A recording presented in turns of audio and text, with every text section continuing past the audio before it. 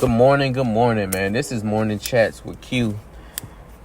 And I'm just sitting here having a little conversation with myself, and I decided, let me go ahead and start recording this conversation I have, and I think it's very prevalent to what we're going through now. And it's just this whole oppressor ideal, particularly with the so-called black community, and to be more specific, the so-called black man, where the community and the black man continues to beg, plead, cry, kneel for the so-called white man to treat us right, to treat us the way how we think that should be how we should be treated. And the fact of the matter is, if we really think that this white man, the so-called Caucasian, is our oppressor, then how the hell do we expect an oppressor to treat us right, or to treat us how we think we should be treated?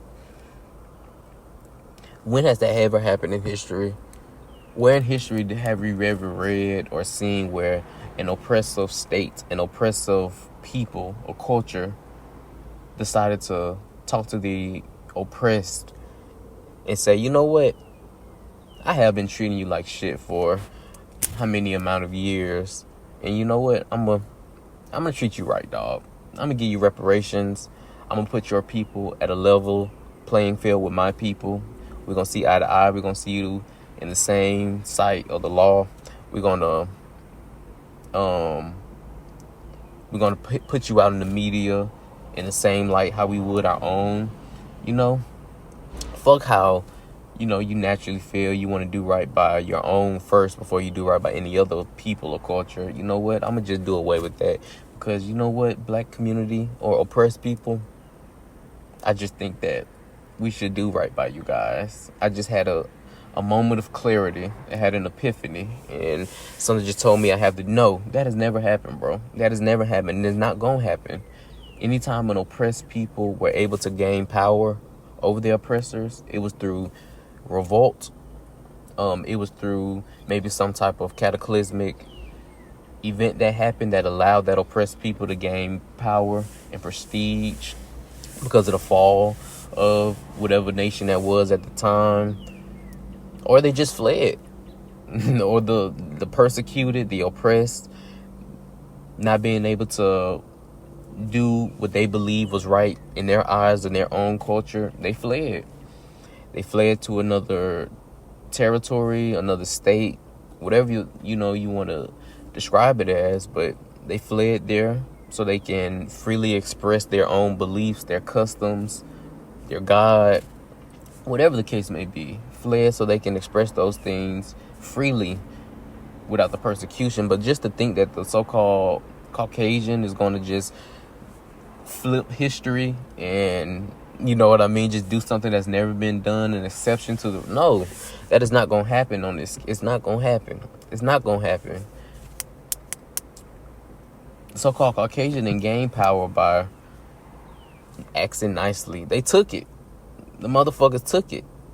So with that mindset, do you think that same person is going to just give power? A king don't just give up their throne.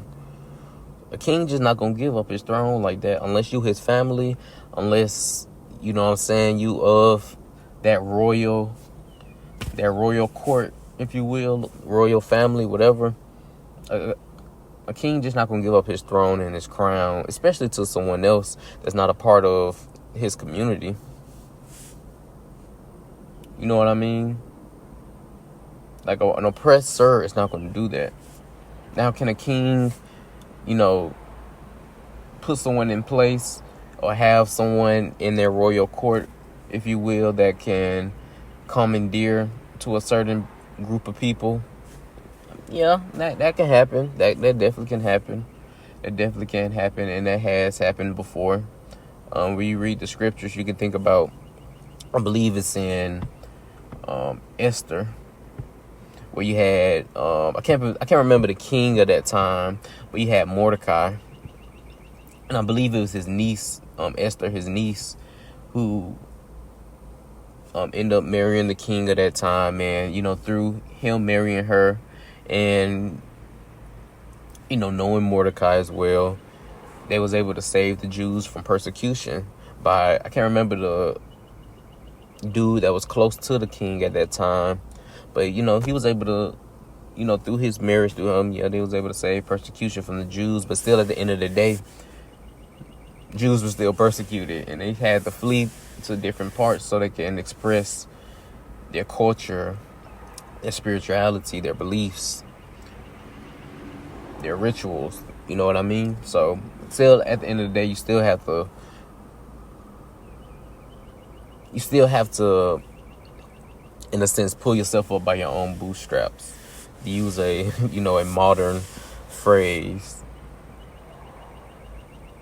You have to be self-validated. You have to be able to have that confidence within yourself. I'm not going to take this anymore, and I'm not going to continue to beg someone to do something for me that I could do for myself. I was a member, I was raised in the nation, and that's one of their tenets: do for self.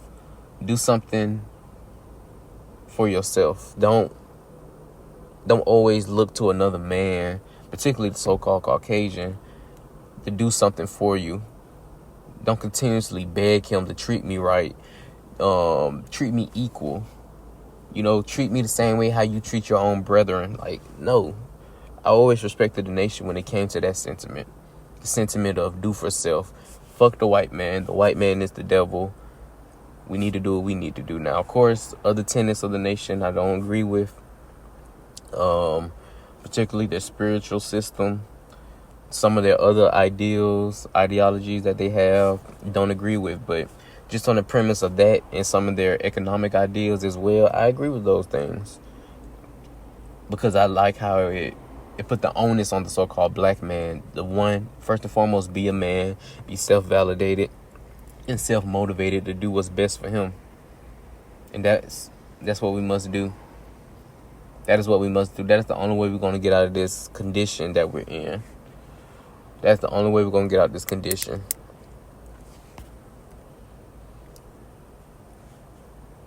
So anyway, guys, that's pretty much it with this conversation. I just wanted to talk about that for a quick second. And, hopefully soon, we'll be able to see this as a whole.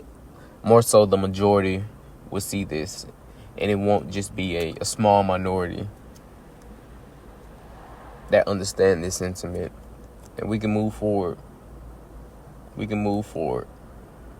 But I appreciate y'all for listening to this quick little speech, whatever. So, I gotta get ready to go to work. So I'm gonna talk to y'all later, man. And y'all stay blessed.